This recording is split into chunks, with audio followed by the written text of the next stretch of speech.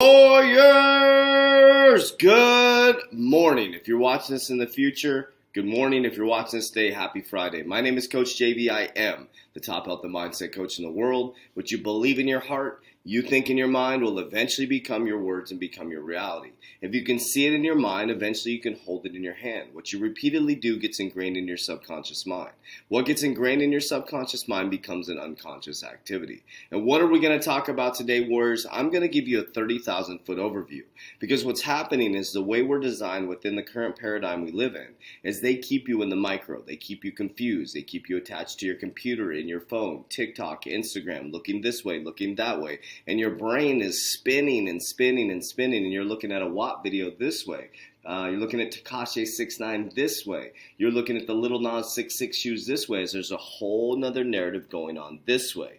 And my job, since you are all busy adults working out there providing for your family, is I spend about 8 to 9 hours of research, building a research team as well, where we look for information to bring it to you in one spot so you can make an informed decision.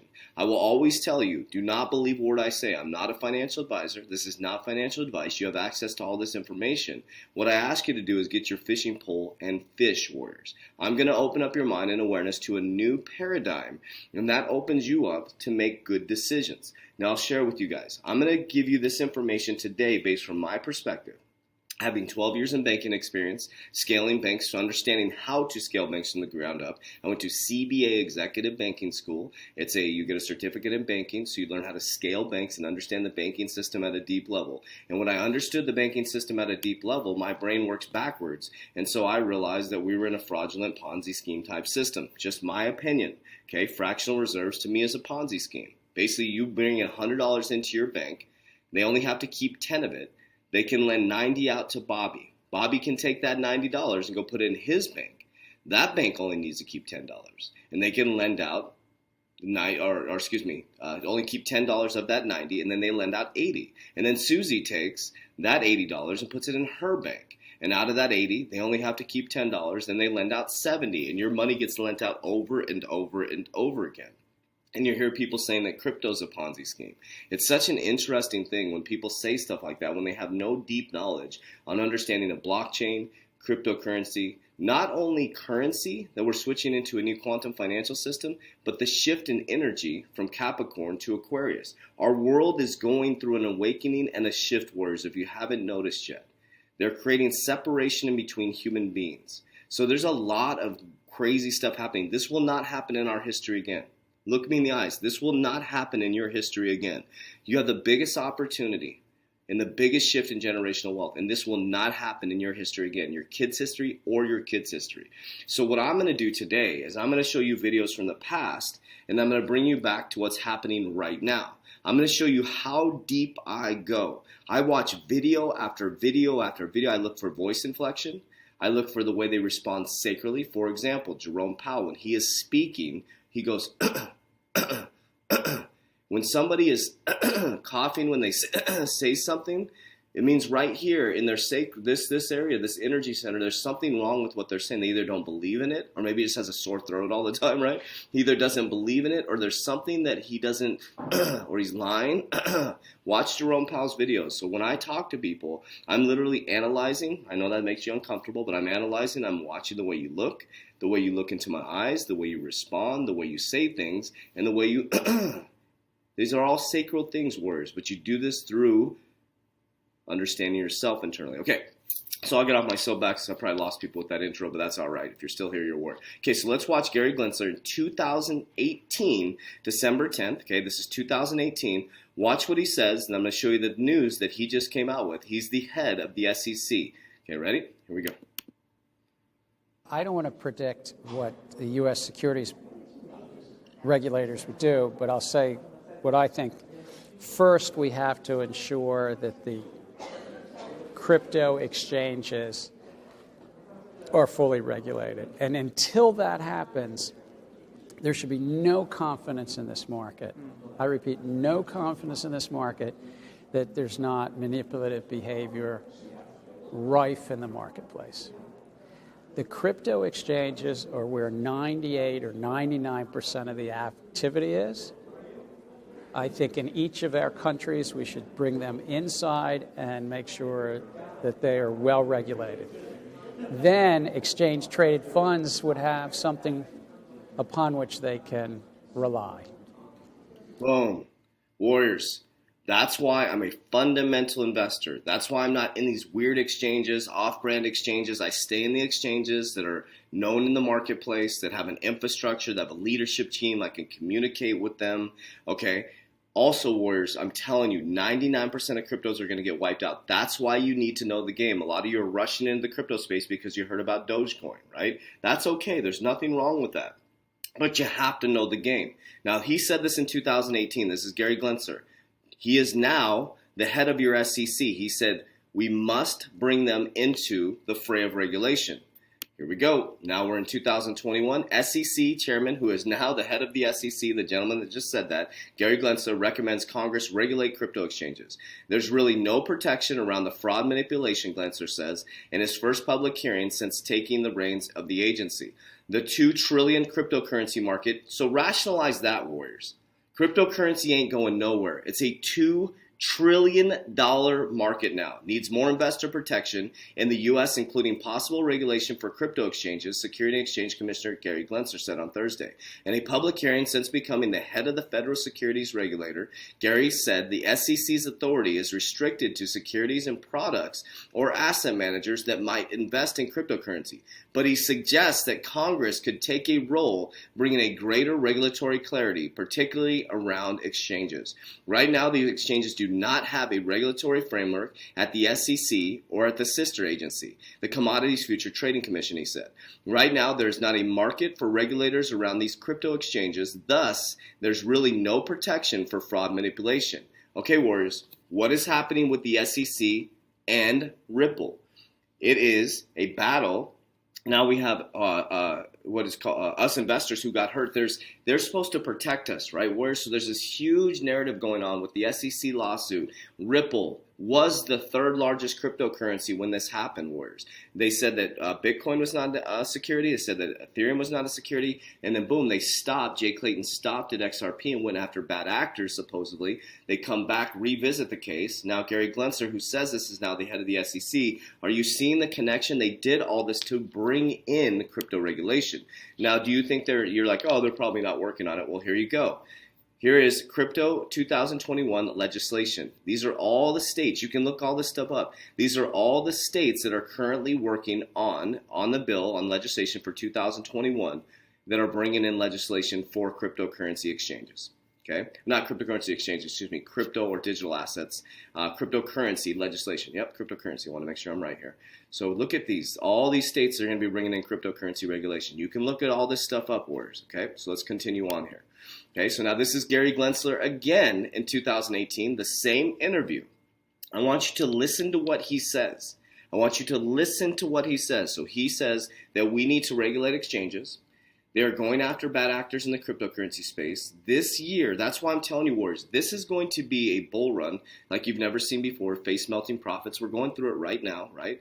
But I'm setting my Warriors up for 2025. Yeah, some of us are people become millionaires in the last year in our academy. Some people become thousandaires. Some people have more money in their bank account they've ever had in their life, okay? My life has completely changed financially. But Warriors, this has nothing to do with 2021. We have an exit plan. We're going to get out. We're going to get ready. But we are getting our Warriors set up for 2025. This shit is not going to be solved in freaking 6 months. You realize that, Warriors. This is not going to be solved in 6 months. You're going to go through a bell run, and then the bear market up into 2025, when you're going to see the changes, 2025. That's what I believe, my paradigm. I was in banking for 12 years. 2025 is the marker for banks to be switched over. Listen to what he says right here. Number two, there's really a question of where are the best commercial use cases. Blockchain on some level is a database system. And because it's a database system, the question is, why use it instead of some traditional database? I believe that there are many uses that don't need to be on a blockchain, but where you really do need to have time stamping and adding information and information where people have property rights, those are good commercial uses. So number one is technical. Number two is what are the commercial commercial use cases. And number three is what you asked about regulation. I think it needs to come within the public policy space. Whether it's in China, whether it's in the US, whether it's in Europe. Okay, so let's listen to what he said. Did you hear what he said? It needs to come within the regulation space. Ripple XRP Warriors met with the SEC since its inception every single month. Then they get an SEC lawsuit. Are you seeing what I'm seeing? They did this case to bring in regulation, make XRP the example, and to change the whole infrastructure of the crypto space, Warriors. A lot of the main cryptos within the top 100 are going to be here, but there's over 4,000. Go to CoinMarketCap. There's over 4,000 cryptocurrencies. A bunch of bad actors are going to get wiped out. So be careful, Warriors. Be careful, all of you who are doing these pump and dumps and you're in these shitty coins that have zero utility to them. I don't have any in my portfolio. I do have Dogecoin, but Warriors, it does have utility. Dogecoin is going to be going onto the Flare network. You're going to be able to do mutual funds. You're going to be able to do decentralized financing. You're going to be able to do your own loans, Warriors. You're going to be able to do yield farming. So Dogecoin will be on the Flare network, Warriors. Do you understand that? It's going to bring massive amounts of utility. When I decided this to get into it, it was a pump and dump, but now I'm seeing it as a fundamental cryptocurrency that I could use, but I'm taking my profits and putting it into Ethereum. Okay, so now let's listen to what Ripple says. Brad, now remember, this is an old video right here. This is 2019, but look who he's sitting next to after he says this. Listen to what he says. Remember what Gary Gensler says. You got to pay attention. Words matter. Words. Okay, spelling. Okay, listen. We've been fortunate, and actually, I meant to say up front, I had a very good conversation before we started this panel. One of the things I worry about when we talk about blockchain technologies is sometimes they are a solution in search of a problem instead of a problem in search of a solution. There's many times when people come and talk to me about blockchain solutions and I ask them, why can't we just use a database? Why is a blockchain a better solution? And in Silicon Valley, where I've been for 22 years, sometimes it's catnip for investors. It's just to get investors excited, where a database would be more efficient. Now, the reason why I offer these remarks at the beginning of this slide is I think one of the reasons why Ripple... Does that sound familiar to what Gary Gensler was just saying, talking about database, blockchain? Ripple has done well is we've been very focused on solving a specific problem for a specific customer, and we've been focused on that for a long time. And we've been fortunate, therefore, to get about 200 customers globally now working with us in one way or another. So I'll conclude just by saying I think the excitement around blockchain is well-founded. And it will impact many, many industries in the same way the Internet of Information 20 years ago has impacted many, many industries. But I also think sometimes that the hype gets ahead of the reality, and we need to be clear about what problems we're trying to solve, whether it's at a central bank level, a commercial bank level, or in other industries altogether. With that, I will turn it back to you, Charles. Thanks very much, Brad. Well, I'd like to hear more. Christine Lagarde, just hanging out there, no big deal. Brad Garlinghouse, Christine Lagarde, head of the European Union, who says that cryptocurrencies are going to shake up the industry, Warriors. Look at him looking at her saying, hey, let's do this, girl. All right, so let's take a look. A lot of you guys are jumping into cryptos, but I want to show you what is Ripple, what is XRP. So let's watch this video. You can go to, this is what I do all day. I go to their websites, I research everything. But let's understand what Ripple XRP is. Now, Warriors, understand, I'm not just an XRP. I have fundamental cryptocurrencies. I have 19 in my portfolio that all have a real-world solve. I have DeFi. I have some NFTs. I have currencies. I have stores of value. Very important. They're all fundamental cryptocurrencies, and everything in my portfolio is exploding right now.